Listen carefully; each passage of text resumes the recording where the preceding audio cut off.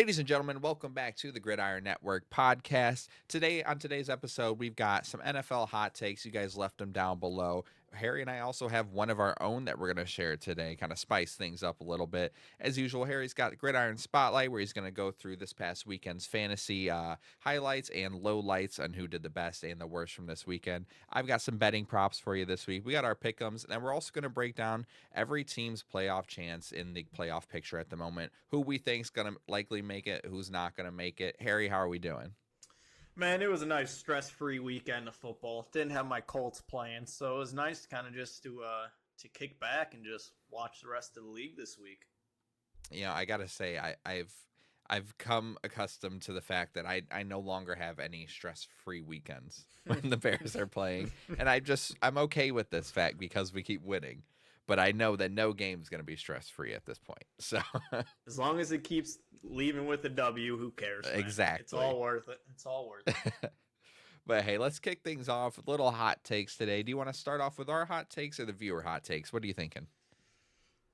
Let's go to the viewers, man. We'll start it off here. So the first hot take we got: Broncos are the best team in the AFC, and the hate is forced. Wow, dude, I think that's actually insane. Personally, I think. Man, see, I hate to be the guy to just be like, oh, look who they're playing. Look at how these wins are. I mean, at the end of the day, they are winning. Exactly. Ugly wins are still wins. Exactly. But to say they're the best team in the AFC, I think that's crazy. I think that they do have a bit of a harder schedule, not crazy hard to end the year.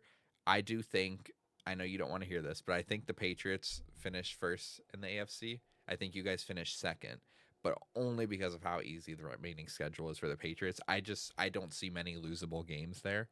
So I think they're going to finish first, Colts second, Broncos third. But yeah, I can't say the Broncos are the best team. I do agree the hate is forced, because ugly wins are ugly wins. But at the same time, just like my Bears, when the time counts in that fourth quarter, Bo Nix steps up, that Broncos team steps up, and they win these close games. And that's a testament to a good team. So, you know, I agree that the hate is forced, but I don't agree that they're the best team in the AFC.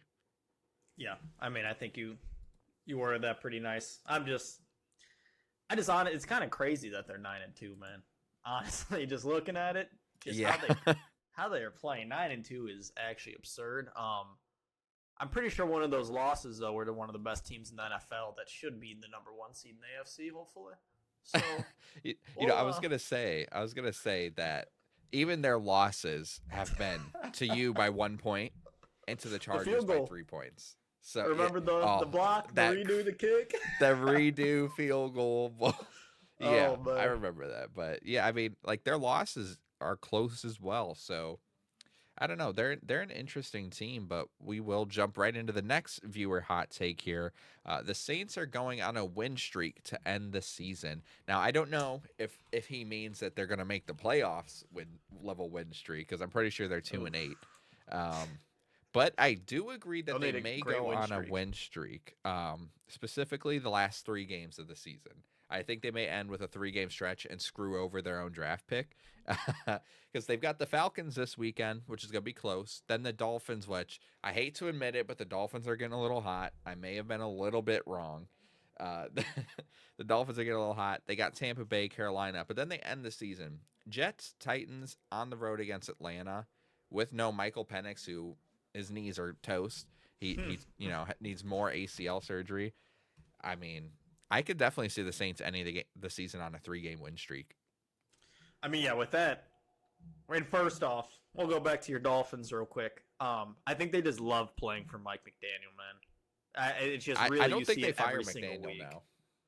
You said what? Sorry. I don't think they fire McDaniel. I did think it earlier in the year. I think we said it on the podcast that he was going to get fired. Yep. But I don't think he's lost the locker room like we thought. I really not do. at all. Not at all. I do think they still need to move off of Tua after this season, though. But I think you give McDaniel another year or two. I know. I know Dolphins fans may not want to hear that, and it's not my team, so maybe that's why I'm not as passionate about it. But I still don't think he's the problem, man. No, I mean you literally see it every week. They love to play for the guy. But yeah, just real quick, talk about the Dolphins real quick. But yeah, the last three here for these Saints. I mean you got the Jets, the Titans, and the Falcons. Those are all very very winnable matchups. And Shuck hasn't looked He completely hasn't looked terrible. bad. Yeah, so I mean, Specifically against the Panthers game, I yeah, mean, 19 of 27, 282 and 2 touchdowns, no picks. That yeah, is a perfect that's game from your quarterback. exact. And I mean, they got a very very nice schedule here to end the year. So I mean, it definitely yeah, I don't think it's going to be no streak into the playoffs, but I would not be surprised if they end the season on a little bit of a heater here. And I mean, not only is it good to end on a win streak for morale, right? For those purposes, obviously it's going to mess up your draft pick. But at the end of the day, you play to win the game of football. You don't play to tank, right? I know us Yep. as fans, we always want our teams to tank when we're in these situations. But as players, you have that sense of ego that you still that competitiveness, right? That you want to win. But it's also Tyler Shaw's development is going to be key if you can end on 3 wins. That's going to do wonders for him. I know he's already 25, still young for a quarterback, man. Yep. I mean, when we're seeing guys like Darnold, Geno Smith, get these late career resurgences, so 25 is still young for a quarterback. I don't care what anybody says, but that's going to be huge for his development. Do you think? Here's my thing. See, I'm a fantasy guy, so I love some good fantasy situations. Chris Olave. Did you think he was going to be dealt at this trade deadline? So I know we talked about it. I think it was 2 podcasts ago when the trade deadline was happening. So I thought he was going to until he said that he is not leaving. Like he agreed with Kamara that he would rather not play anywhere than play anywhere else.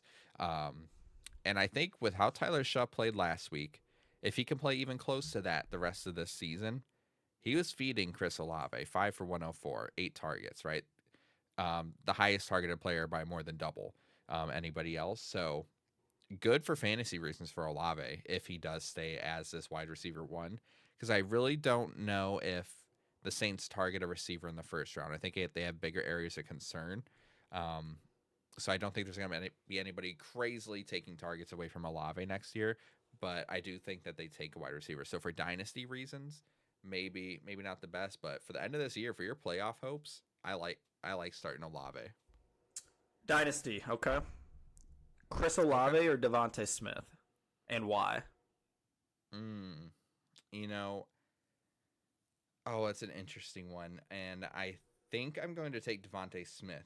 Um, One, I think he's becoming the wide receiver one in that team. I think it's Yep. happening. I know AJ had a little bit better of a week and was a lot targeted more than Devontae Smith, but I think that was just a testament to high level opponent, tough game. But I mean, the main thing that it's always been with Chris Olave is the injury concern. He doesn't play Yep. full seasons, and for that reason, I don't want to trust him as a dynasty receiver. I mean, Devontae Smith is rarely ever hurt. If I don't even know if he has missed games, but he's rarely hurt. Whereas Olave misses multiple stretches. It feels like a season, specifically with concussions, which we know is a scary thing. So, So I do gotta ask. I asked you that because, man, when was this? Let me pull it up on Sleeper here. Dynasty League in May. mhm. I made this trade. I sent Calvin Ridley, Josh Jacobs, and Chris Olave for Devontae Smith and Kyron Williams. Ooh, What do you think? Because I feel like so that's Ridley's a wash. He just broke yeah, his fibula as well, and he yeah. already wasn't really producing that much. He's a wash. So it's essentially Jacobs and Olave for Devontae and Kyron. So obviously, as of right now, I would probably rather have Jacobs if it was a redraft. Yeah. But I have Kyron in dynasty leagues. He's a great option. I was a little concerned a couple weeks ago because Corum was starting to gain a lot of reps, but I think that is in the past now. Yeah, So I agree. I think you won that trade. But I don't think it was like, oh my god, you No, won that I trade. think it was a very close. I Because think it's at very first, I'll be even. out, people didn't like it. People thought I got hosed in that one. I don't think so. I think it's very close, but I would say you won that trade. That's what I. Hey, I love to hear it, man. I love to hear it. Hey, another fantasy trade. I only made one trade at the deadline this year for my dynasty leagues. I sent away Romeo Dobbs for a second round pick. It's going That's to be a late good second, return. but it's That's still a okay. second, and it's in a league where again, I don't know how I'm. I mean, I know how I'm 3-8 at the moment. I won this league Yep. 2 years ago, Okay. but my team has been ridiculed with injuries, right? Mm, But I have 2 first-round picks this year. My first, and now I have this guy's second because I got rid of mine. So now I have my first-round pick, which at the moment is pick number 2. And then I have another guy's pick, which is pick number 4 at the moment. okay. So I mean, not only is my team going to be healthy next year, but I'm getting loaded back on draft picks. Ooh, hey, That's I'm gonna right be back in the beautiful. race. That's gonna be all, dude. I gotta pull up. Let me find. Is this it right here? There was a dynasty league. Unfortunately, really, really unfortunate. This league kind of died out. We don't really do it anymore. So I think this was. I think last year we didn't really. That's when it started dying down. But I had Jaden Daniels, Jameer Gibbs, Jonathan Taylor. And this is where it gets a little iffy, but it used to look nice. AJ Brown, Brock Bowers is in there, DK Metcalf. Yeah, it was a squad. But unfortunately, man, I'm trying to get I want to be in an active dynasty league so bad. Hey man, some of me and my guys, we do dynasty leagues. Ours are money leagues, so every year you have to put more money in. Yep. And it keeps it active, man. I'm in 2 that are. We don't have anybody that's inactive, which is nice. That's very nice. Hey, if we're starting another one, we'll get you in there. Man, they're so fun, man. I'm good with it. And when you hit on those late rookie picks as well, there's probably nothing better. Hey, literally nothing. I took better. Bucky Irving in both leagues. No. And man, it has been amazing. That is beautiful. That is beautiful. I mean, let me just quickly before we move on to the next hot take. Yeah. Some of the guys I've taken with rookie picks: Bucky Irving, Tet McMillan, which has been nice. Worthy has been a little iffy. I traded for JJ McCarthy in the offseason. That's rough.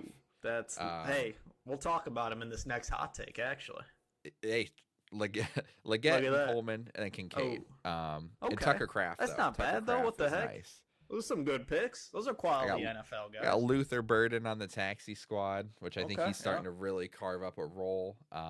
Hey, Shador, he's starting this weekend. Dude, this is a big week for that guy. This is a real big week for him. And then the other league, I drafted Drake May, which has been fantastic. You can't go wrong with that. Like I said, Bucky. I've got Stroud. Manungai was a nice pickup. Dang, bro, that one's a little newer. Down. So, but yeah. Anyways, we'll head into the next hot take. Enough yapping for me. All right. So next viewer hot take, like we said, we're sticking on the JJ McCarthy here. JJ McCarthy is going to have a similar career path to Zach Wilson. Ooh, that's a tough one. What do you think, dude? Okay, I like 9. Don't get me wrong, but I feel like, dude, he's just been terrible, man. I mean, fake demon. Dude, he's been so bad. But I will say this is essentially his rookie year. So yes, if you want to look this bad, right now is a great time to do it. But man, you gotta think, KOC had Sam Darnold and Danny Dimes in that quarterback room, and now he's going through this with JJ. Do you think he'd switch that up? I mean, obviously we'll never know, but I will say that I was having this conversation this weekend with somebody who was saying that it's time to move on from JJ. Is that this is essentially like game 5 as a starter coming up for him, right? Because one missed all last year, was hurt this year, but at the same time, I think that with your roster, specifically with a guy like Justin Jefferson, I know he's been a quiet guy, but hey man, in the Bears game this weekend was the loudest, like emotionally and I don't know the word for it, but like visibly upset I have ever seen Justin Jefferson during a game. And it feels like it's starting to build up, and he might hit a point where, hey man, I'm how old is Justin Jefferson? Let's see. Justin Jefferson age 26. Yeah. Hey, I'm 26 years old. I'm in the prime of my life. this guy's not going to work out. And by the time he does work out, I'm going to be hitting 30 years old. I want to go win. I know he just signed recently, but hey, he might be, might be pushing his way out. Okay, So I so I man, don't know. I just think that Kevin O'Connell and the Vikings need to sit down and think. We've got positions that are aging, and then we've got a guy like JJ McCarthy. If we think there's a shot that JJ is the guy, and I'm not saying move on from him this offseason. I still think you give him next year, yeah, but I think you have to sit down and have this conversation. Are we rebuilding or are we contending? Because if we think JJ's the guy, maybe we have to offload some of these older guys, or guys like a Justin Jefferson, and get an absolute haul to build around JJ.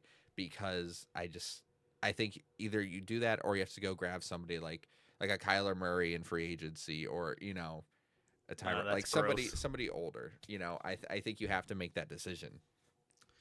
man. Okay, so where I kind of sit on this, I think you just need to give this one time, even if Jefferson is starting to get a little angry about his quarterback play, which I mean, to be fair, Rightfully definitely so. should be. Yeah, definitely should be. But the I problem mean, is like just these balls that JJ is throwing him. Just they're some of them bad. aren't even. But here, let's go over. Well, do you know what week was this?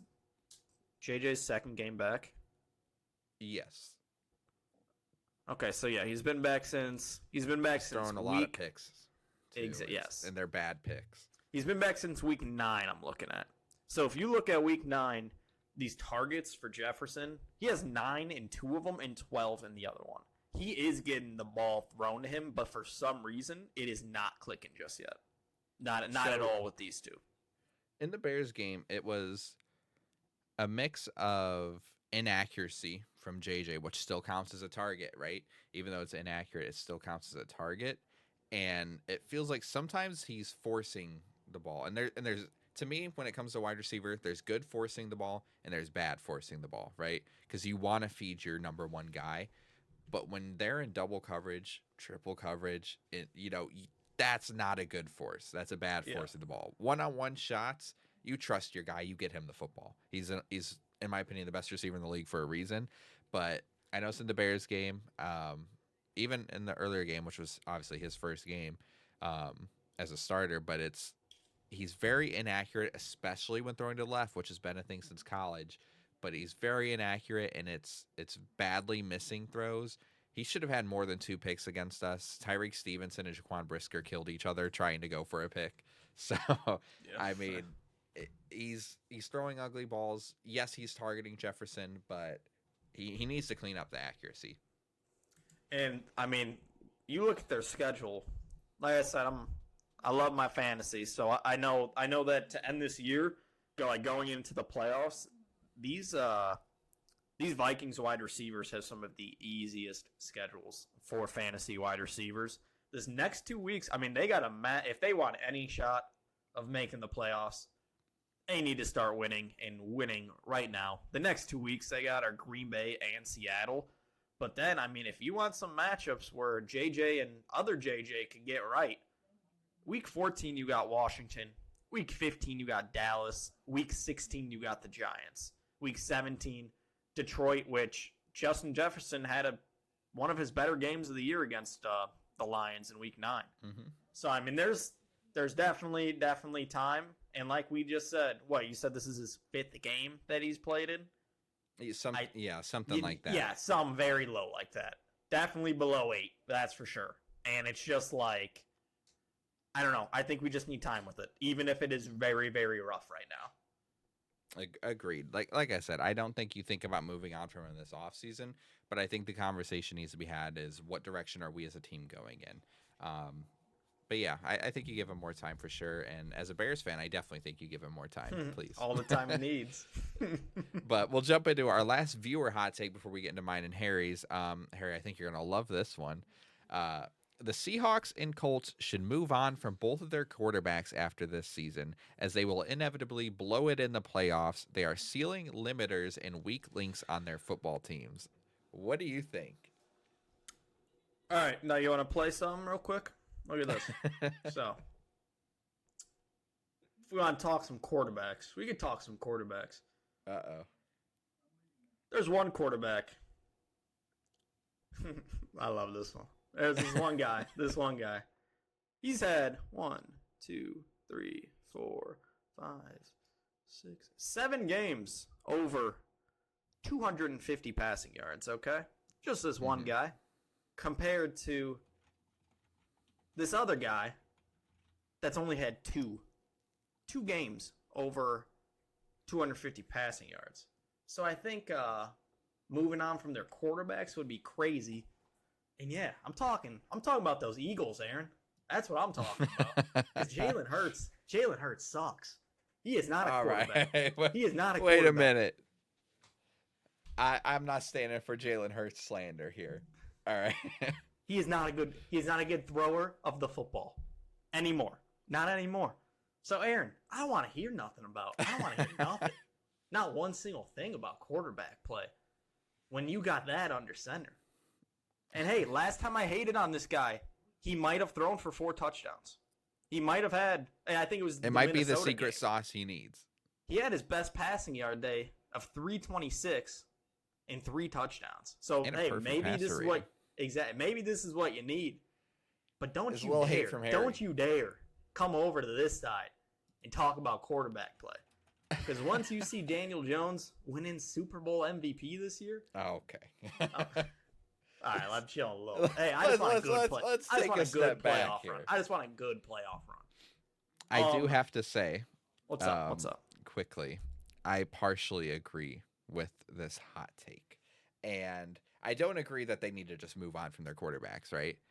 But I will say, this is more so towards Sam Darnold, just because we haven't seen a ton of Daniel Jones in the playoffs. Yep. But, and I guess we haven't seen a ton from Sam Darnold either, but we've seen it a lot in big games from Sam Darnold, is that he goes from one of the best quarterbacks in the league, could be in mentions of top 5 in the regular season, but when he has a big game like against the Rams or in the playoffs, he shits the bed, right? He regresses back to rookie Sam Darnold. He's making all the wrong reads. He's forcing the ball too much. He's throwing 4 interceptions. So in terms of being the weak link and ceiling limiter, I kind of agree there for Sam Darnold. And I would call Daniel Jones the weak link on that offense for the Colts, but I don't think that's like the worst thing when you have guys like Jonathan Taylor, Tyler Warren, Michael Pittman. I do think he is visibly the weakest link of your offense. Which is, I think we've only seen like one truly bad game as well. Yeah, I mean, I'd say you've had 2 bad games, but one really bad game, and that really bad game was the Steelers game. Yes. I'm very, very interested to see how he does against the Chiefs this weekend. I think that will be a testament, because no matter how good the Steelers are, the Chargers are, the Broncos are, because he played good against the Broncos. Yep. There's great teams, and then there's the Chiefs. The Chiefs are like a Super Bowl to everybody. So I'm very interested to see how he does in terms of that. See, I don't want to. Oh man, because a lot of this I can just talk about for these playoffs, but I'm waiting. I'm waiting for that segment. But no, I definitely see what you're saying. I think this is more of what we see this week is probably more than likely. I mean, like I said, we've never seen Daniel Jones in the playoffs. But, I mean, these Chiefs, like you just said, they are a different tier than those other teams. I don't care what the record says. One of them has Patrick Mahomes, and nobody else does. That means you are a different tier than most of these teams in the league. And I am very, very excited to see what Danny does this weekend. Because, hey, I don't even care if he comes out with his little, give me somewhere between 250, 280 passing yards, 2 touchdowns. If we can just win this game, this would completely. I mean, dude, the Chiefs are in a tight playoff race, man. They need all these wins. They need these wins. Desperately need the wins. I mean, dude, right if you look, so according to NFL's website, if they lose the game this week, the Chiefs go down to 29% to make the playoffs and 56% if they win it. This is a massive, massive game for these Chiefs, and I really do think we're gonna get We're gonna get a really, really good game between both of these two teams this weekend. I cannot believe, by the way, that let me just double check this. Yeah, that's a 12 o'clock game. That is crazy. Why? This 12 o'clock window features Bears Steelers, Colts Chiefs, and Vikings Packers. Meanwhile, the 3 o'clock window, we have Browns Raiders, Falcons Saints, Jaguars Cardinals, and Eagles Cowboys. Why did the Chiefs Colts not get flexed to 3 o'clock? I do not understand that. Like, Sunday night's a great game. Monday night's going to be a good game. Why didn't Chiefs Colts get flexed to 3 o'clock? They are terrible at doing that, man. They flex the worst games sometimes too. Hey, we have no more overseas games, right? True. Yeah, we're done with international games. Thank God. Okay, now that's over. A little more. What'd you think? What'd you think about that? It's I I'm liked always it, man. a fan. I'm not gonna lie. I'm always a fan of international games because I think when the NFL grows, it's a good thing. You know, it's good because it brings in more viewership, which also in turn means because it's bringing in more viewership from overseas, that means those overseas guys are going to grow up also maybe wanting to play a little football, which means there's more talent to choose from, right? Yep. So I'm a big fan of international games. At the end of the day, if you don't want to wake up for it, don't wake up for it, you know? Yeah. See, that's the part I love the most. On these Sunday mornings, these games would start at I'm up 8:30 my you know. time. I am setting an alarm to. I like sleeping in the weekend, so I'd literally set an alarm to like 8:30. Right when I'm up, the NFL's up too. So that was I'm gonna miss doing that on Sundays because I really do like that from the NFL. Their schedule. Yeah, and then you have football all day long, which is I'll never complain. Like I don't know. When I see people complain about stuff like that, the only one that I agree with is Monday Night Football doubleheaders. That is the stupidest shit in the world, especially when the second game starts at 10 o'clock. Yeah, they needed to do something about those start times. That was pretty wild. That was pretty wild. Have a doubleheader all you want, but I mean, I'd prefer you not to. But anyways, we'll get into now we have each of us have one hot take here. I'll shoot mine out first. I'm going to keep this one short and sweet. Here's my hot take at the moment, and this is more so for the next season. Kyler Murray will be the starting quarterback for the New York Jets next season. What do you think? Dude, that'd be fun. That'd be fun to watch. I think that's good for both of them. Yeah. So you think they just totally one and done with Fields? Yeah, I mean, he got benched. He's not starting this weekend. They're starting Tyrod Taylor. I think Kyler's clearly done in Arizona. He's got this quote-unquote injury, right? And we all know what it means. They're using it as an excuse to bench him because Brissett just threw for the completion record in a game. I don't think Brissett's the guy in Arizona either, right? But I think he's the temporary he's on my guy. fantasy team, my double quarterback league. He can stay there as long as this man wants. Exactly. He's the temporary solution. But I think Kyler is still good enough to be a starting quarterback in the league. I don't think he's good enough to lead you to a Super Bowl. But the Jets don't need that right now, right? No. They've got a haul of picks in these next couple drafts. Grab a guy like Kyler, give him $20 million a year, cheap quarterback deal. Let him be the guy to develop the rest of your guys enough before you're ready to fully go all in on a playoff run. And you maybe draft a quarterback to sit behind him, maybe a Ty Sims and Mendoza and Nussmeier, somebody who you can grab in this draft that's going to sit behind a guy like Kyler who, like it or not, he's got NFL experience, right? He's been in playoff games. He could teach these guys something.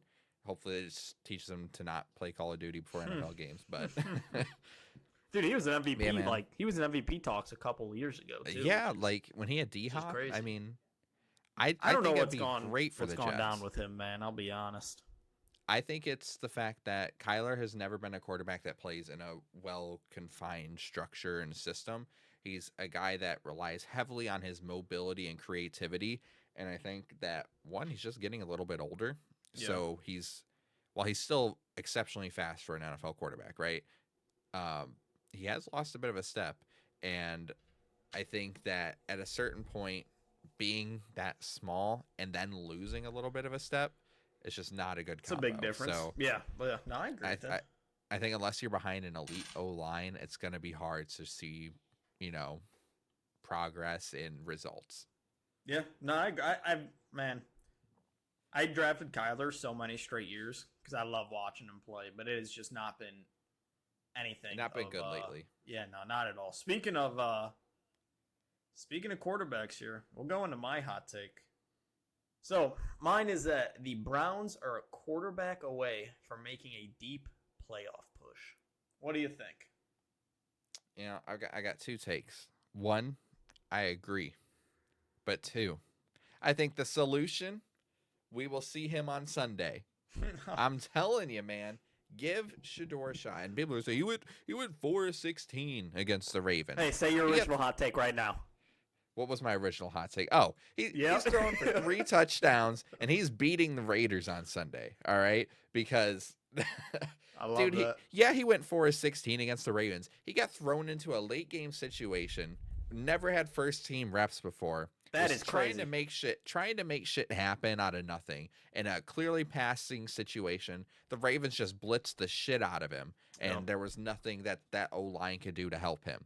This week, he has a week of practice, and people are going to say, Baker Mayfield, got signed by the Rams and won a game 2 days later. That's Baker motherfucking Mayfield, dude. Like, he is an anomaly. That is not the standard. Yeah. Now, Shador has a week of reps. It's still not ideal. You want him to have more reps, but it's still a week. I don't think the Raiders are a good team.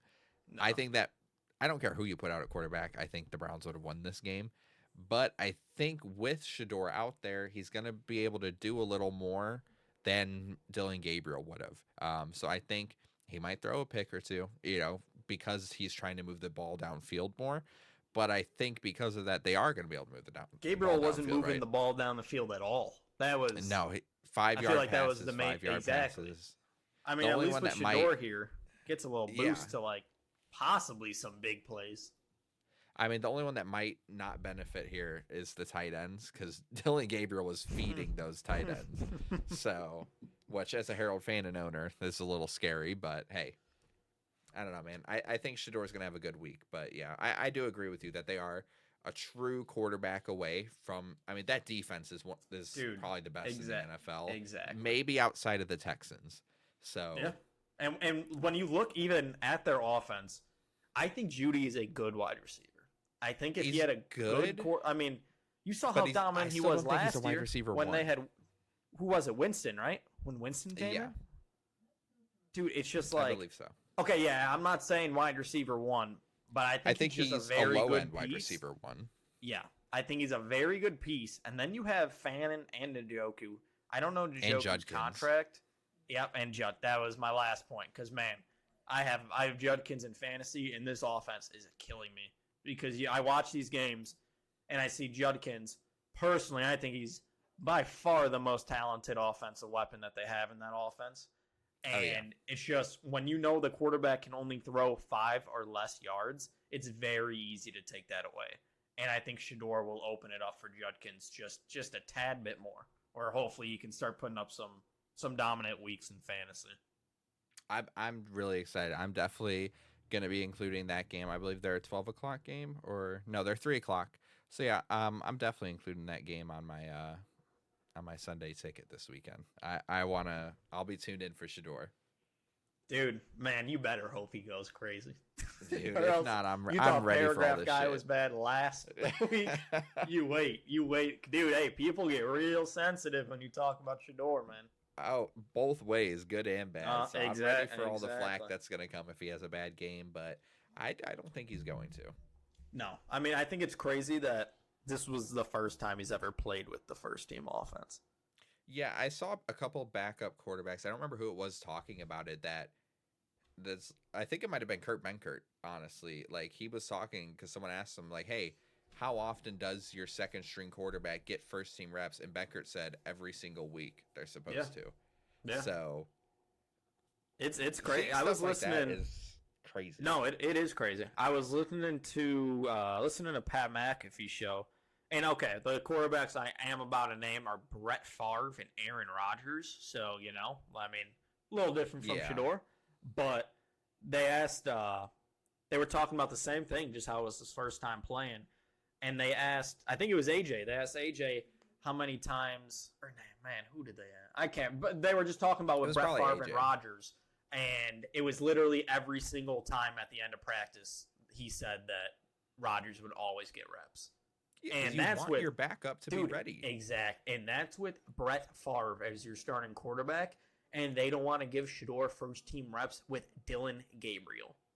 And it's like, you want your quarterback to be ready, because if he's not, what happens is exactly what happened to Sunday. He goes 4-16 because he doesn't have chemistry with these guys. Yeah. He's never played with them. I'm excited. I'm excited to watch it, man. You heard the crowd when he ran out; they were hyped. Exactly, dude. I mean, I'm hyped. I hope, hopefully, bust he down does my good. AP. Come on. Hey, dude, maybe they just win out and he's the quarterback for the next 10 years.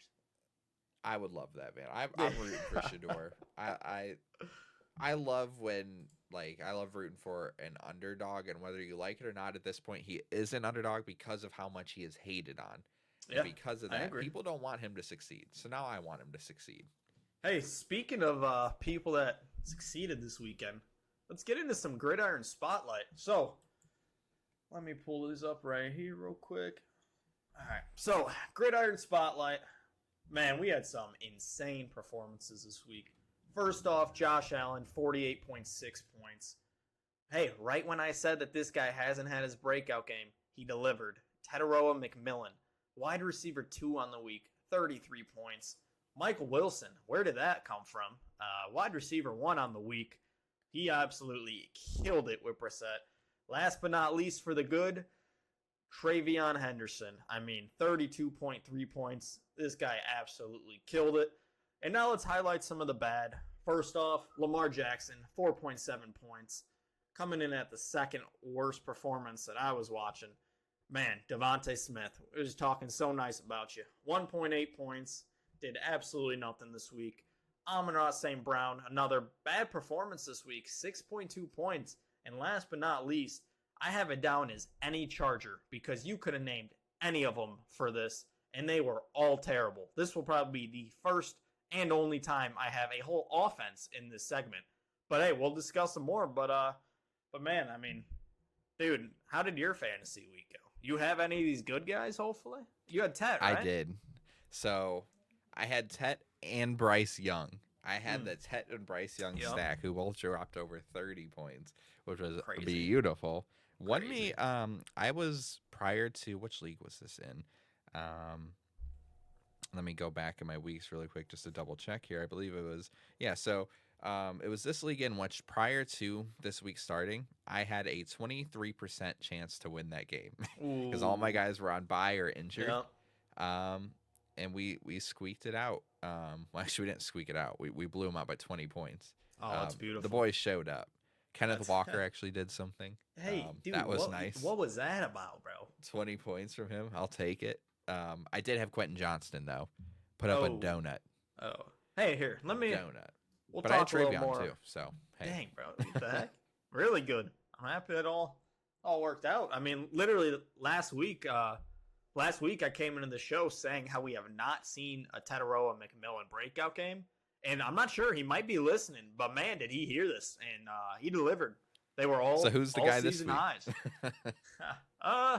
Who do I have on my fantasy team that I need to do? DK Metcalf. Please, for the love of God, man, do something. I'm begging you. How you get paid that many millions, and you were just, you know what? Not see. I don't want to slander DK. Arthur Smith, bro. Oh man, the words that are popping up in my head when I said your name. You are terrible at your job.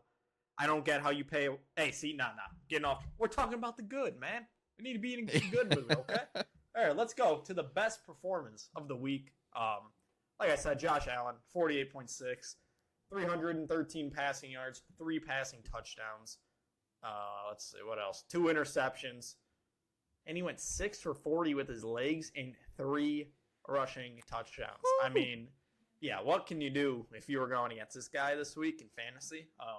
The guy scored 6 touchdowns and more than likely won you the week.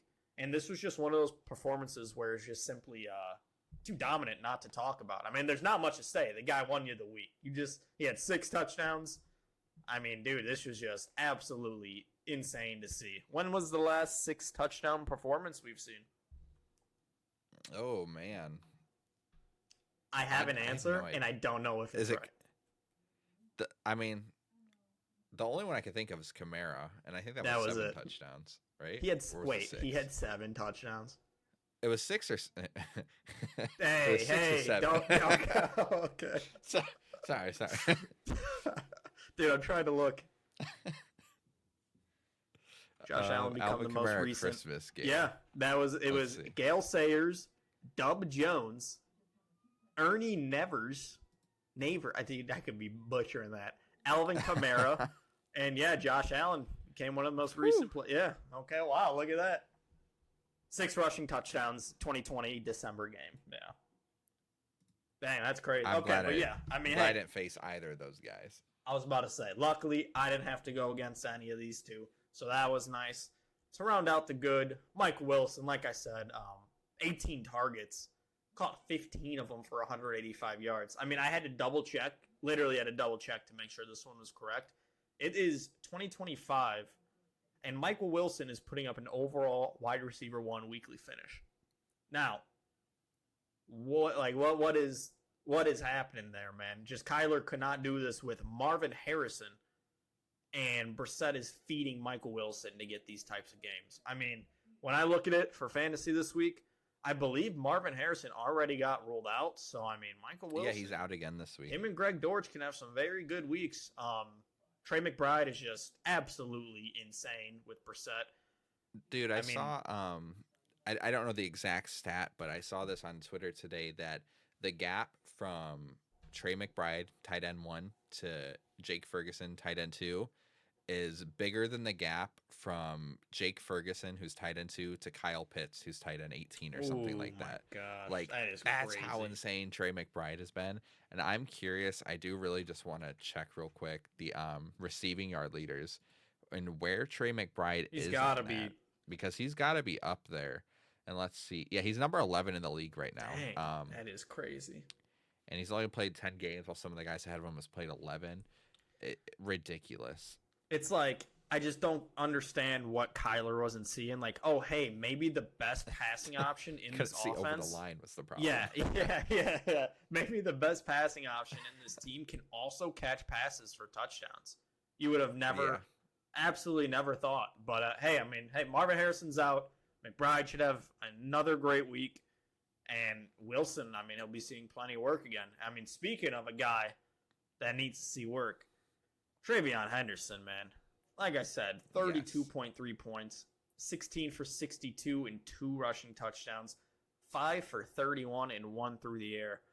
Man, the parlay that I cooked up on the show, on the spot last week, missed simply because this guy didn't hit 70 rushing yards. So I was a little, I was a little after seeing the game that he had. But man, this guy, he's looked so good in these games where he's the guy. And this week he delivered again. And this could obviously be a very, very weekly thing if Vrabel will let Henderson eat into these RB1 snaps. Because, obviously we are really going to need to see what this looks like when Ramondre gets back. But it's good to know that holding on to Henderson for this long has paid off.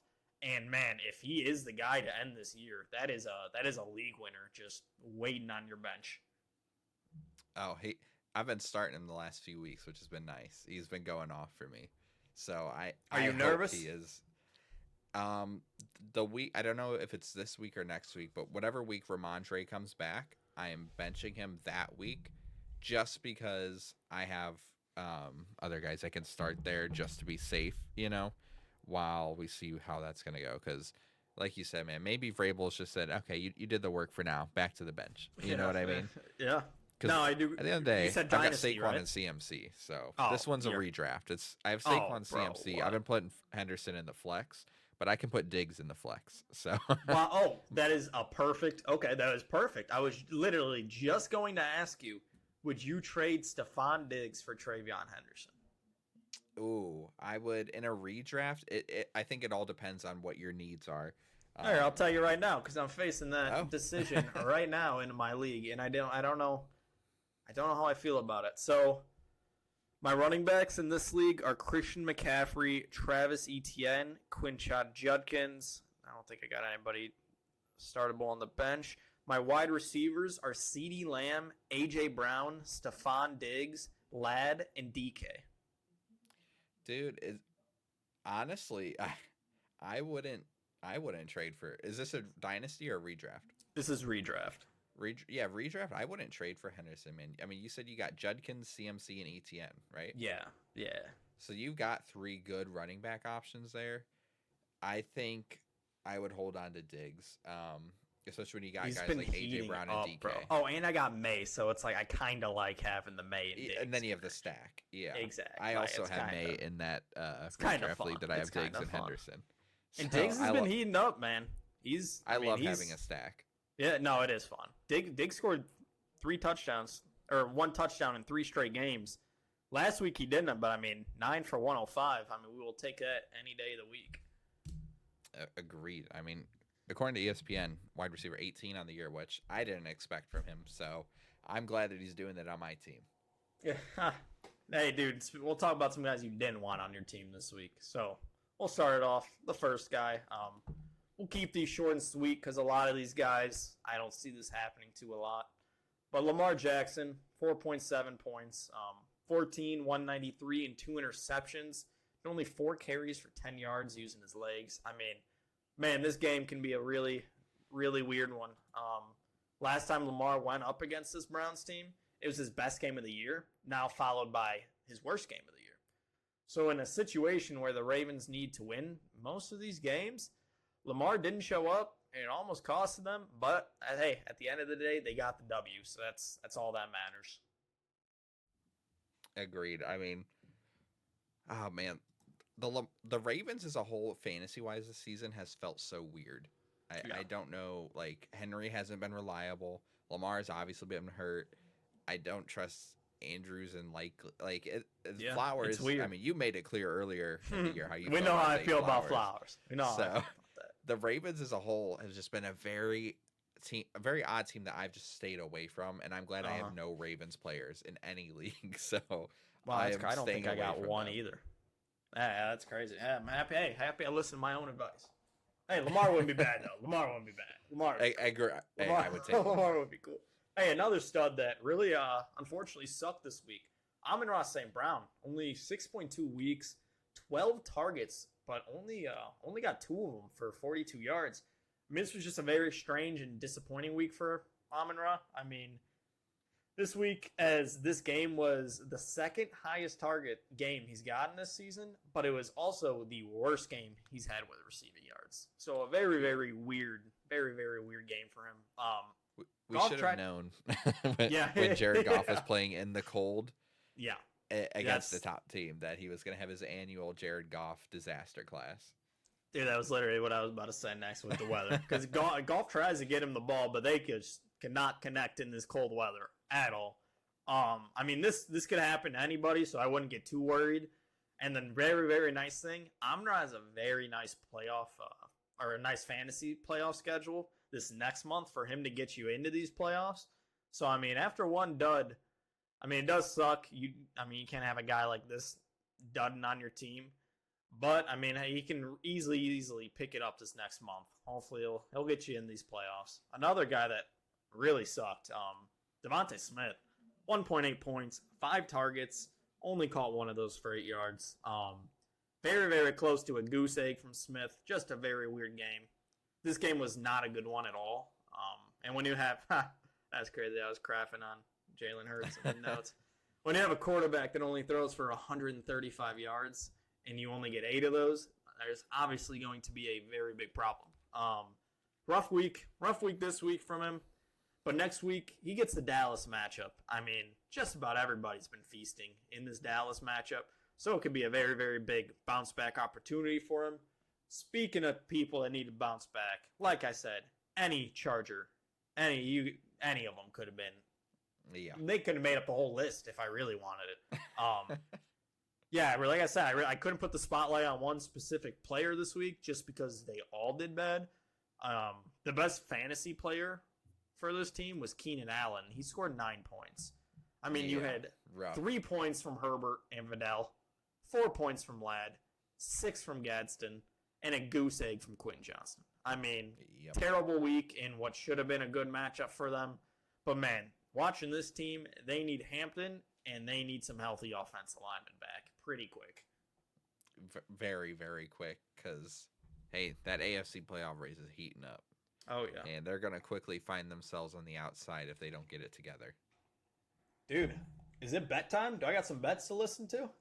Hey, let's get into my bets. So, first of all, I just want to say we had our best week last week. We went 4-1 on my bets. Ooh. We went 4-1. I was feeling so good. I threw in an extra bet this week. We're going with 6. Let's go. These are 6 of my favorite bets for week 12 of NFL action. Don't have any notes here for these because I was just feeling it, right? So I've got Eagles. I took the alternate spread, 2.5, win by a field goal against Dallas, minus 143. Browns +3, cover the spread at Vegas, plus 100 odds to cover the spread for the Browns. That is crazy that they are the underdogs and that's plus odds. That is a steal. I would put a single bet on that if it were me. Patriots, I took another alternate spread here, 6.5, win by a touchdown against the Bengals. No Jamar Chase because he spit on Jalen Ramsey, but apparently he didn't according to him. But minus 154 here. Bears money line versus Steelers, minus 155. I'm backing my Bears here. I think whether Rodgers plays or not, I do think if Rodgers plays, this value goes up, and I think I would definitely include it then because it'll probably get closer to minus 110, probably closer to a pick 'em. Sam Darnold, 2+ passing touchdowns. He's going to bounce back after an ugly game against the Rams, minus 125. And then I'm going to take a Jahmyr Gibbs touchdown at minus 200. The Lions always win coming off of a loss. Jahmyr Gibbs is definitely going to be one of those guys getting in the end zone here. Again, please gamble responsibly. This is not financial advice, but if you were to parlay these 6 picks here, put $10 on it plus 2,389 odds, you get $248.99. I think that's not bad. So these are my favorite 6 picks of the week here so far. I love them. Let's go. Putting you on the spot because I'm also looking. Hey, I don't want to sign in. Just want to look at some odds. Oh, uh-oh. What odds? Thursday Night Football. First touchdown scorer is who? Oh, first touchdown scorer. What's the game? Bills at Texans? Yep. Ooh, it's not going to be someone obvious. I have a feeling. I like Dawson Knox at plus 1,600. That is crazy you said that because that caught my eye first. That was literally the first guy that I started looking at. The Bills like targeting tight ends in the red zone. I like Dawson Knox at plus 1,600. It paid out earlier this year when Dalton Kincaid missed a game. I think another guy that's right there. I like a Jaden Higgins. I like Jaden Higgins at plus 2,800. That's a good one. And then, yeah, I do think the Texans might score first in this one. So you might want to lean towards the Texans. That defense is going to terrorize Josh Allen. And James Cook, I don't think is going to be able to get going that much against that Texans defense. All right, now here's my thinking here. I'm looking at Nick Chubb, first touchdown, 2,500 odds. Not bad, especially if they get to a goal line situation. Exactly. I also believe that the Texans are going to score first. I think it's absolutely insane that the Buffalo Bills defense has a better first touchdown odds than Nick Chubb. Just because if they are on the 1 yard line, let's say Woody gets stuffed once, why not throw in Nick Chubb, man? Exactly. Why not? I'm putting $1,000. No, I'm just gonna do it. Oh god. wait. Let's chill. Quick 26 bands if I want. But all right. Chubb. Let's jump into pick'ems here. We're getting a little short on time, and we still got playoffs to talk about. So NFL pick'ems. I'll kick us off while you're grabbing that over there. So week 12 NFL pick'ems. Starting off with some Thursday night football. Give me the Bills over the Texans. This was a very, very tough one. I'm kind of leaning Texans, but I trust that Josh Allen's going to pull this one out, especially with no CJ Stroud. Colts of the Chiefs, another good game here. Give me the Colts to upset the Chiefs. I like this one. Seahawks at Titans, not even close. Give me the Seahawks. Vikings on the road at Green Bay. Sadly, give me the Packers. Jets at the Ravens. Give me Lamar and the Ravens. Giants, the Lions. Jackson Dart may play. He's starting to practice a little bit. Either way, give me the Lions off of a bye. Steelers at Bears. Bear down. Easy money right there. Patriots at Bengals. Joe Burrow did practice today, crazy enough. Still don't think Crazy. he plays, but either way, give me Drake, May. Browns at Raiders. Give me the Browns on the upset, which I don't think even should be an upset. Jaguars at Cardinals. Give me Trevor Lawrence. I think it's going to be a very close game, but give me the Jaguars. Eagles at Cowboys. Give me Jalen Hurts and the Eagles. Falcons at the Saints. Hey, I'm believing in Tyler Shaw. Kirk Cousins moves like a grandpa right now. Give me the Saints. Buccaneers at Rams. I'm sorry, it doesn't look like Bucky Irving's going to be playing. And even if he was, I just don't think they're matched for the Rams. And then lastly, Panthers and Niners. It's going to be a closer game than it should be. And I'm going to rock with the Niners, but don't be shocked if we see a Panthers upset here. All right, we had some good differences there. Let's hear them. All right, let's go. So, week 12 pick'ems. We're going to kick it off here. Thursday night, Bills versus the Texans. Give me Josh Allen. Give me the Bills. Colts versus Chiefs. A great test for this Colts team. And I think we're going to pass. I think we beat the Chiefs. So, give me the Colts. Seahawks versus Titans. I'm taking the Seahawks there pretty easily. Vikings versus Packers. Give me the Packers. Jets versus Ravens. Ravens are going to kill them. Giants versus the Lions. Give me the Lions there. Steelers versus Bears. I kept bouncing with this one. I'm siding with you for this week. Give me the Chicago Bears. Patriots versus Bengals. Give me the Patriots. Give me Drake May. That guy's just too good. Browns versus Raiders. Now, as much as I want Shador to do good, I think Max Crosby might kill this guy. And I think it's going to, unfortunately, dude, I know I'm breaking your heart with this. I'm picking the Raiders, man. I'm picking the Raiders. I'm sorry. I'm picking the Raiders. I know you love Shador. I hope he does good, but I think that defense is just going to get to him a little bit. Jaguars versus Cardinals. Give me the Jaguars. Another upset for me. Eagles versus the Cowboys. Give me the Cowboys. I'm taking Dak to light up this defense. Give me the Cowboys this week. Falcons versus Saints. I'm taking the Falcons. Sunday Night Football. I think, how you worded it, pretty perfect. I think the Bucks, even if they had Bucky, were not going to be matched up too well against these Rams. So give me Matthew Stafford. Give me the Rams. To end off the week, Monday Night Football, Panthers versus the 49ers. Give me Christian McCaffrey. Give me George Kittle. Give me Brock Purdy, because that offense was so fun to watch last week. Give me the 49ers. Dude, we've got some good games in this window, especially that early window. It's going to be very, very good. But let's get into some playoff talk here. So we're going to go through some of these top playoff teams, kind of see who we like to stay in the playoff race, who we don't think is going to make the playoff. We're going to be looking at the topper end teams. So guys like, the Commanders, the Saints, the Giants, we're not really going to be talking about them today because we know they're not making the playoffs, right? Dolphins. They have a 1% chance at making it at the moment. Do you think they run the gauntlet? No, I think they're going to fall short, very unfortunately. I think they're going to finish right there. Really, dude. I think they're going to miss. I think they're going to be like the 9 seed. I don't think they make the playoffs, but I think they hard fall for short. McDaniel, man. Exactly. They really do. That's why I'm just I could see it, but at the same time, I just don't. I don't know. Achan's also crazy. So he is so good, bro. He is so. What is? So man, he was. I remember he was going around the trade deadline. I feel like I saw a post where they wanted maybe. I don't want. I don't know. I don't want to say specifics. I know they wanted. Can't remember. Yeah, but they wanted some. He was in rumors. He was getting talked, dude.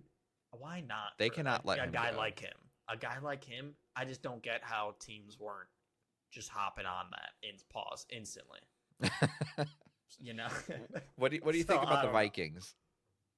I think that they have at the moment a 5% chance. I'm sorry, 4 and 6. I think they have a 0% chance. I think the NFC wildcard scene is going to be very, very tough to get into. I mean, as of right now, you got teams like the Lions and Panthers on the outside with winning records. I just think you're going to have probably 10 or so wins to get in the wild card on the NFC side, and I don't think Minnesota is going to be able to win, 6 out of their last 7. Yeah, like I said, they have a very, very easy schedule after these next 2 weeks. So if they can get something cooking against Green Bay, we'll see. But then they play the Seahawks the following week. I mean, I don't know if I can see them winning both of those games and then winning most of their games after that. I think it's going to be very, very tough. Do they have the schedule to do it? Yes. But if they lose, if they drop one of these games against Green Bay or Seattle, I think that's all over with. And we got the Ravens, who, despite being 5-5, have a 70% chance at making it. I think they make it. I think they steal the division from the Steelers. I was gonna say, if I had to pick one division where the second place team drops, it's gonna be those Steelers with the Ravens. I mean, weren't they like still favored to make it? Yeah, even at like 1-5. Even when Lamar, yeah, like that's, yeah. I think that's a fair and obvious. They're getting team healthy. That should get in. Exactly. Yeah. The Steelers are losing this week. They're going to be 6-5. The Ravens are going to win against the Jets and be 6-5, and then it's done from there. What about the Cowboys? 4-5-1 right now, but they're starting to heat up. Man, unfortunately, it's just gonna be very, very tough for them to get in. I think. What are their chances? Just 7%. 7% right now. If they win, personally, it goes up to 12%. I think they beat the Eagles, but even after that, you just said it's only a 12% chance. So they're gonna need. They need to get stringing here in some wins. Next up, we've got, the Kansas City Chiefs. I think they make the playoffs, man. I mean, until they are 4 games out of the playoffs with 3 games left, I'm gonna back the Chiefs to make the playoffs. So I just think, man, when the going gets tough, even though we both agree that they're gonna lose this week and be 5-6, and it is gonna be very hard. I mean, it's just I back them to get in. Mahomes. Exactly, and I think at the end of the day, as soon as shit hits the fan there, and they realize, hey, our backs are against the wall, I'm backing them to get those, go on a giant win streak to end the season. That's what I'm saying. This game is like it's huge. This game is huge. Like we said, I mean, you guys can't see what we're looking at, but NFL right here. If they win this game, 56% to get in. If they lose, 29% to get in, which still, Huge I mean, it is difference. the Chiefs. I still like that 29%, but it's just, I really don't want to say a must win, but this is a very, very big game for these Kansas City Chiefs. Panthers, currently 6-5. Now, I think they might sneak in. I'm not going to bet on them going in, but quietly at 6-5, the Buccaneers are only 6-4. And the Buccaneers are probably losing to the Rams this week, which means they're battling out right there for the division. And this Panthers team, man, they're gritty. They play tough. I don't know, man. I think it's gonna be close. Like I said, I'm not backing them to make it, but I'm not gonna be shocked if they slip in as the winner of the South. See, I'd be pretty shocked. I'd be pretty shocked, to be honest. It's just I'm just looking at their schedule here.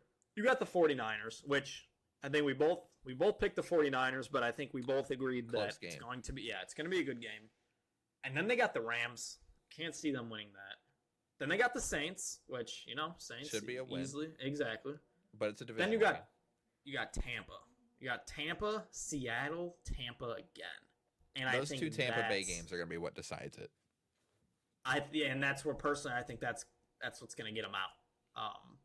They have it, but like we said, they play tough, man. It's very fun to watch this team. Yeah, I'm a big fan. Hey, and I've got Bryce Young in fantasy in one of my leagues. So hey, if he keeps playing like he did this last week, hopefully. But next up, we got the last 2 teams here on the bubble. Starting on the AFC side, we got the Texans, 5-5. I think the Texans make it, man. I think the Texans make it.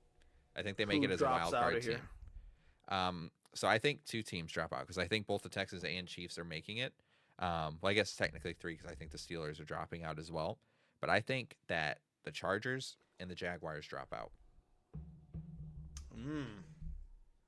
Yep. Okay. I think the Texans. I think really. I'm get shocked Stroud you back would pick, next week. You love the Jaguars. You've been the Cohen guy since we started. I know, man, but I think they play the Texans twice, if I'm not mistaken. Let me check their schedule. But that Texans team, man, is playing. Oh no, it's not the Texans they play twice. Listen to this, right? What Cardinals, Titans. You should be finishing. That's 9 wins, right? Yep. You got Yep. Cardinals and Titans. You got Titans again, but you also have the Broncos and the Colts twice. Ooh, Those are 3 very droppable games, that is which rough. means you'd be at 7 losses. And I don't know, man. I just think there's a very, very genuine chance that the Texans and Chiefs both make it. I like that Texans team. That defense is playing crazily good. You're about to get Stroud back, who was starting to heat up. Woody Marks is starting to get going a little bit. Not crazy, but starting to get going. I don't know. I just think with that defense, they're in every game. I agree. I mean, that defense is one of the best in the league. It's just, I don't know. I definitely do. Personally, I think I like the Jaguars more than the Texans. And I don't know, man, with these Chargers. I would have to. I just think we saw what the Chargers are going to be without Slater and Alt again. Those are some massive losses for that. Because I mean, it's hard to lose one tackle, tackle, let alone 2. Exactly. Like it's going to be scary to watch. Hey, they're on bye this week. Maybe they regroup. Maybe they come back with a different game plan. But I just think that it's going to be hard to bounce back from. It's the NFC side here. The last team on the bubble, the Detroit Lions. I mean, they'll get in. Yeah, they're getting in. They'll figure it out. I don't think you want to know who I think they replace, but okay. I think they get in. Stay on that side. Stay on that side. I am on that side. I am on that side. We'll stay over there, all right? We'll see. I like the Lions, though. I mean, they got too many good players on that team. Too many. Not to get in. Too many, but we got the teams that are officially in the playoffs at the moment. Starting with the Jaguars, who we both just kind of talked about. I do think it's very possible they make it. They have 62% chance right now, right? But I don't know, man. I think it's going to come down to them or the Texans for the 7 seed. Dude, it's just, oh man, it's just, if you look at these odds that it gives you, we both picked the Jaguars, right? I'm pretty sure we both picked the Jaguars. Yes, yeah. If they win, that's at a 71% chance. Personally, I don't think the Buffalo Bills lose to the Texans, and if they do that, I mean, already that's a 50% swing in the Jacksonville's favor, making it over Texans. I just personally, I don't know. It's I don't possible. know. I can't see it. I think I Jacksonville holds on to that spot, and it really, I don't know. The Jaguars, I feel like, are known to just kind of fall apart towards the end, and I just can't trust Trevor Lawrence. So he is so mid. I think the Texans. I either think the Texans steal that spot for them, or maybe the Texans don't make it and the Chiefs steal that spot from them. Okay. Yeah, I mean, if I had to pick a team to drop in that AFC side, other than the Steelers, it would be the Jacksonville Jaguars. Yeah. NFC side, number 7 seed at the moment, San Francisco 49ers. I think they're 100% making this. I mean, right now they have 85% chance. Even if they lose, they're still at 69%. They just have a good schedule. Nice. Yeah. They just have a good schedule. They're getting healthy at the right time. Not on defense, obviously, but offensively, I think they make it. Yeah, pretty easily. I personally think. I think they really because Mac Jones was playing pretty solid when he was a starter, and I think that gave Purdy so much room just to sit back. Let's get fully healthy, and he looked good this week, man. Him and Kittle, that connection is very fun to watch. I don't know if it was Shanahan who said it or if it was just like a report, but Purdy's still injured. That injury, they said, won't be able to heal until the offseason. So they're just basically hoping that it's healed enough for him to get through the rest of the season. I hope so, man, because that offense, when that clicks with those 3, it is so much fun to watch. Hey, and they'll still, I mean, actually, I don't know. I'm trying to remember if I've seen a report on the guy. Ayuk is still on that football team. We do got to remember that. Yeah, he's coming soon. We'll see, man. I don't know when this guy's getting back. But that could be a pretty dangerous. I mean, it sucks they lost all their good defenders, but that'll be a fun team to watch for sure. Next up here, we got the current number 6 seeds. We got the Los Angeles Chargers, who we also just kind of talked about. I think they could be one of the teams to fall out. Chargers going to Charger, right? Yeah. After starting off so hot, they've really cooled down. And a large part of that, like we said, is because of losing both of your tackles. That's just something really hard to come back from. I could do it. You lose a studded rookie running back. Vidal's been nice, but he's not Marion Hampton. Which I should be coming back here very mm, shortly. I don't know, man. I think it's going to be close to call. I would say This they're was not going to make it though. I think that's my choice is they're not going to make it. I think this was a perfect week for a bye week because this team desperately needed just to chill out for a week. So we'll see. Like we said, we just talked about the Chargers. The Packers, on the other hand, I think they're getting in. It's very unfortunate that Tucker Kraft got hurt because, man, I just want to see Jordan Love with some weapons. Like a good wide receiver one. That's what I want to see. Just because you got Jacobs there. He got banged up a couple times that game. Hopefully he's good. I don't think he practiced today. But Tucker Kraft was that whole receiving offense. And with him gone, it is just, oh, man, it's kind of gross. So I got to say, now, I want to preface this with I promise this is not my Packers bias speaking. Okay. And I know it's there. But I have their schedule pulled up at the moment, right? Currently, what, 6-3-1, right? And that tie is going to do them a lot of favors. But out of their last, 7 games, they play 5 divisional games. Divisional games are tough, man. Oh, yeah. And the other 2 games, on the road against the Broncos and at home versus the Ravens. That's a really tough schedule to end the year. I mean, the Bears twice, Lions and Vikings twice. That's a tough schedule. I think they drop to the Lions brutal. On the road. Yeah. I think they at least split with the Bears. I mean, that's, like I said, I think that tie might save them. Yeah. So because of that tie, man, I think they're going to see how much their percentage changes based off the win just this week. Yeah, I think they fall, man. I think they fall because I think the Lions are going to take that spot from them. Dang, that's going to be. I didn't realize how crazy of a picture this is actually looking to be. The NFC side is ridiculous. That NFC side is crazy. You know how I feel about the Packers, man. I wish they could friggin' stay healthy, but yeah. I mean, we'll see. We'll see what this is a massive, massive week. Because if they win this week, pretty much guarantees, personally, I think they'll be in. But, I mean, hey, like I said, maybe JJ plays like the fourth quarter versus the Bears like he did earlier in the year. Maybe they win it. Yeah. Or like how he did against the Lions, you know. Yeah. If we see 9 show up. Now, that division is going to be very, very fun to watch for this playoff race. And for the very foreseeable future, man. Next up, we got the 2-5 seeds. We got the Bills. I mean, I don't think there's really much to say with the Bills. I think you got Josh Allen, man. Yeah. That's just. I mean, even if they lose this game, they still have an 87% chance. If they win, they're at 98%. They're not missing the playoffs. Let's talk about the Seahawks because there ain't much to talk about with these Bills. But I mean, on the Seahawks end. I think there's not much to talk about with them either. Sam Darnold proved me wrong, bro. I will say that. He proved me wrong. Aside from against the Rams. Yeah. I didn't think they were going to be like this, but I mean, dude, if they can just unlock some of this running game as well, man. Hey, Kenneth had a good week last week, but that was unfortunately probably the first time you could have said that this whole year. So, I don't know, man. Dude, JSN, the league leader in receiving yards. So he already has 1,146 yards through 10 games. The next closest is George Pickens with 908. He has a 200-yard gap on second place. And he's only played 10 games, not 11 like some of these guys. That is absolutely insane. I mean, I think they're pretty much a lock. I mean, yeah, they're making it. Number 4 seeds. This is where it gets interesting again. The Steelers and the Buccaneers. Let's start with the Steelers.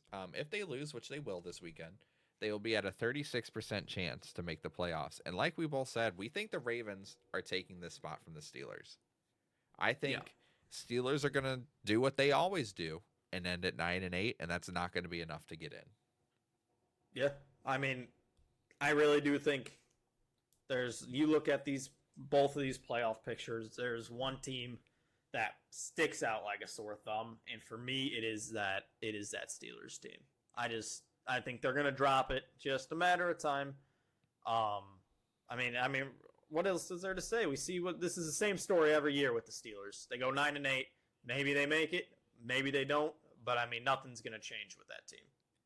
And then we got the number 4 seed on the NFC side, which is the Tampa Bay Buccaneers at 6-4. Which even if they lose, it says they have an 87% chance.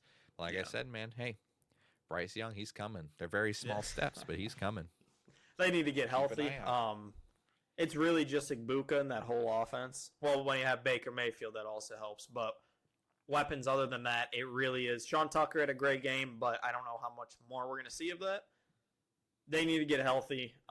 Mike Evans is 100% out for the year, right? Did they say the whole season? I believe so, yeah. And Chris Godwin just keeps getting banged up every time he does try to come back. Yeah. It's gonna be interesting for those Bucks, but I really do think that when it's all said and done, they'll make it. And then we got the number 3 seeds. Hey, the Colts and the Bears. Look at us. Look at us, man. Look Let's at us. go, dude. Let's go. Who would have thought? Yeah, Who would seriously. have thought in the actually, offseason who would have thought? Yeah. we'd be sitting here as number 1 seeds? You know what we need to do on next this year? podcast. I thought it'd be mock draft season already. Yeah, dude, we need to do. Man, I'm trying to remember it. Did we predict the divisions?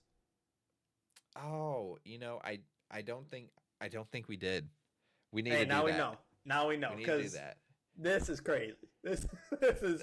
Hey, let's go. Both 3 seeds. I mean, Let's start with the Colts. yeah. I mean, just really. I mean, You guys aren't obviously missing the playoffs at 8 yeah, and 2. we're gonna make it regardless. But I feel like we're just talking about because everybody, the first thing they say is all our schedule. Okay, whatever. Hey, some of these Hey man, you teams play on who's this in front of list you. have worse schedules too. So I don't really. I think that's a silly talk sometimes. Depends on the team. I'm kind of being a little biased, but hey, we beat some good teams. And what I really took from our season so far, that Rams game, if A.D. Mitchell didn't drop that ball, I think we have You a would've very, won. exactly, very good shot of beating them. And I view the Rams as one of the teams that could do something in the playoffs. So personally, I believe we're right there with them. We're making the playoffs this week. I think it is probably the biggest test we have seen all year. I mean, when you have a bona fide winner, Patrick Mahomes, and he should be hungry, Patrick Mahomes, too. He needs to start winning. He needs to put some wins together. And this is a great first test for this Colts team to really see if we can do anything deep in a deep playoff run. And then we've got the other side here, the Chicago Bears. We're making the playoffs. We could just skip right past this. There's nothing else to talk about. I know your take. I know what you're gonna say. Yeah. You're gonna say we can't do it. Let me Dude, hear I it, and just then I'll can't see it. rebuttal. Dude. All right, man. You want me to say it? You want me to say Go it? on, I say think it. you guys had a cupcake schedule. That's what I'm saying. That's what I'm saying. I think you guys got such a cupcake schedule, and I'm saying it. I got a brother that's a Bears fan. Man, this guy is. Oh man, I was about to say something wild, but this guy is something else. Let's just say this guy is something else when it comes to his sports takes. So when I got to keep hearing, oh, the Colts have had a cupcake schedule. So me, I can't remember. I think this was before they just beat the Vikings, your Bears. I added them up, and I was like, you know what? Let me just see the records of the teams that you guys have beat. I think yours was 15, man. 15 It's bad. wins. Yeah, Now that's all I'm saying. That's all I'm saying. I'll rebuttal. But hey, All they right. are 7-3. There's nothing I can Exactly. say or show you that changes that. They are figuring out when to win these games, and I mean, if you can do that, that is what you need. That's a very, very good start. Now, if I look at the NFC, out of all these teams that I think that can drop, I think, and I hate to say it, I think it's very easily the Bears. I feel Keep like doubting us. dude, Keep you know what? doubting us. I'll keep adding. This is gonna be great. This will be great. If I gotta, you put me in some clips at the end of the year if the Bears do it. Oh yeah, come on. When I look at this playoff picture, I said there was a sore thumb that, that I kind of noticed very quick. The Steelers on the AFC side, and I'm sorry, but the NFC side, I think it's the Bears. Just It's know just- that in like 2 months from now or 3 months from now, after what you just said, there's going to be a big old face of Caleb Williams just smiling as we're in the playoffs in a TikTok edit that I will personally make. Hey, dude, I can keep giving you fuel for it if you really need. But I just got to say, mean- man, really quick, all right? yes. People keep saying it's not sustainable because we're not winning good, right? What's not sustainable about what we're doing? We're the number 2 rushing offense in the NFL. We're getting turnovers at a high rate. Our Yeah. identity is if we keep it close, we are winning that football game. We know when going gets tough, when it matters most, in the clutch, we got Iceman. We Yeah. got Caleb Williams. All's I love good, that. man. You I give love. him a matcha in one hand and a football in the other, we're winning that football game. Now I do gotta I mean, ask. I do gotta ask. Just we're getting healthy. We got listen to Kyler this. coming back, JJ You coming back, guys TJ. are getting healthy. You guys are getting healthy. But 7-3 right now. Yeah. Where do you realistically, where do you think you finish this year? Like, So here, I'm pulling up let's the say schedule. It's February. Where do you So- think the Bears? When did they play their last game? 7-3 right now, right? I think we beat the Steelers. We're 8-3. I think I we agree. lose to Philly. We're 8-4. But watch out for that game. Got to be close. But I'll keep it realistic. We're 8-4, right? Yep. I think Caleb Williams owns Lambeau Field, part-time ownership. He goes into Green Bay. He wins that game. We're 9-4. I think we beat the Browns. We're 10-4. I then think Green Bay gets their revenge. We're 10-5. I think we lose to the Niners 10-6. And then to solidify the playoffs and hopefully the North, Ben Johnson gets his revenge for the blowout earlier this year. We defend Soldier Field. We get into the playoffs 11-6. I think 10-7 or 11-6 is what I realistically see. Now at the beginning of the year, I said 9-8. 8-9 was I would have taken that, right? But as of right now, being 7-3, I will not take 8-9. I will not take 9-8. No, Because we're you 7-3. can't. But I think when it comes to playoff time, I don't know if we make it out of the first round, if I'm being honest. But to me, that is okay. Obviously, I want to go to the Super Bowl. I want to win the Super Bowl, right? That's what everyone and their mother wants to do. But for this team, just getting there is huge for our development as a team. Ben Johnson's a first-year head coach, man. Yeah. That's huge. That's how I feel about it. Hey, that's a good way to think about it. It's just, dude. I understand that we are probably like looking at it without my Bears glasses on. We are definitely the team with the biggest chance to not make it here. So I mean, fully get man. that. The But I thing think why we I pull it do out, think man. they could, I mean, obviously, I think they're gonna fall, but why they could still get in is just, I feel like it's just on the AFC side, you got teams like the Texans, the Chiefs, the Ravens battling to get in. You look on this NFC side, which it will be the Lions are number one, but I think they'll be in there when it's all said and done. You got the Panthers, the Cowboys, the Vikings. It's very, very doable to get in. Even if I think they're gonna fall a lot, I could definitely, like the picture you just painted, it can definitely still happen. It's possible, man.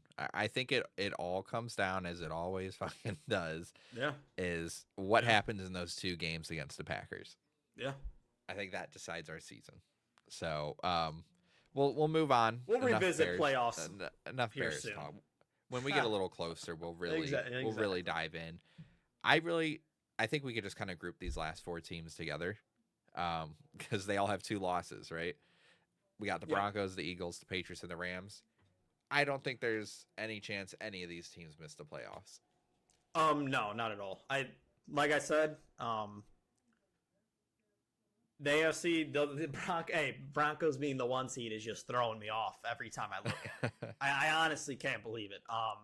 Maybe this is the bye week they need.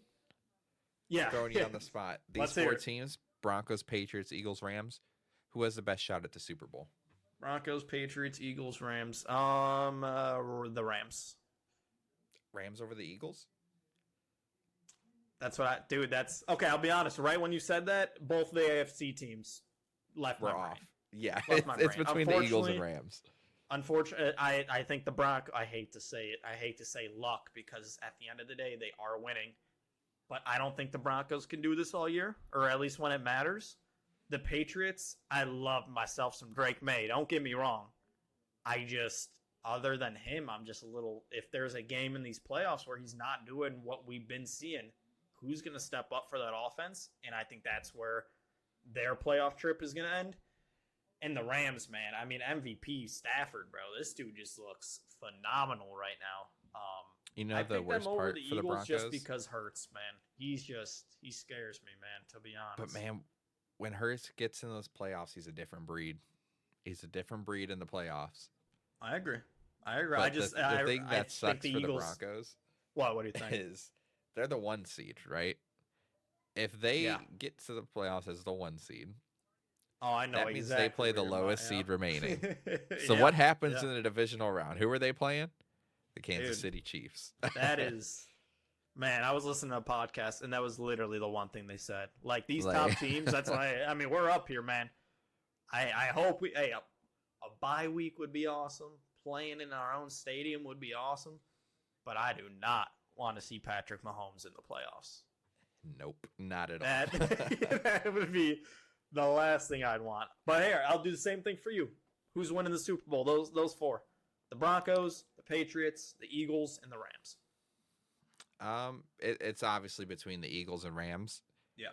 I agree. I think it's the Rams. Yeah. I wouldn't be shocked if it's the Eagles. I do think that's the NFC Championship game right there. I think it is Yep. Eagles versus Rams.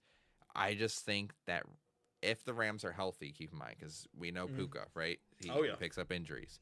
If they are healthy, I just think with Kevin Patullo at the helm, I can't trust the Eagles to beat the Rams. I know they did earlier in the year, right? But hey, my preseason prediction was Rams-Bills Super Bowl. So I'll stick with the Rams. That's looking good. My thing with the Eagles, it's just like, man, that offense just scares me so much. Did you 'Cause their see Kevin defense- Patullo is going to be What'd he say? is expected to get head coaching interviews in this cycle? No. What? No. I think that it was is absolutely absurd. You what's know, his name? the Tennessee Belistro. Titans will take him. You can come down to Tennessee, and that would be. I'm sure this division would welcome you with open arms if you want to come join the AFC South. We will take you for the head coach of the Titans. Oh man. Yeah. Yeah, that's crazy. That's crazy. Do you have anything else you want to add? I just got one more thing, but before we move on to that, do you have anything else you want to add about the playoffs? Man, I'll save it because once we get close, closer. yeah, we'll really start deep diving into what do we think's happening, all that type of stuff. So I'll save it. But what you got? Last thing, as usual, man, we went over them earlier, but NFL hot takes. Week 13 is going to be coming up next after this weekend. So post week 12, pre-week 13, whatever the case may be, NFL hot takes, please leave them down below so we can go ahead and critique them or agree with them on next week's episode. Leave them down below. Instagram, TikTok, YouTube, Twitter, wherever you're listening. We want to hear those hot takes.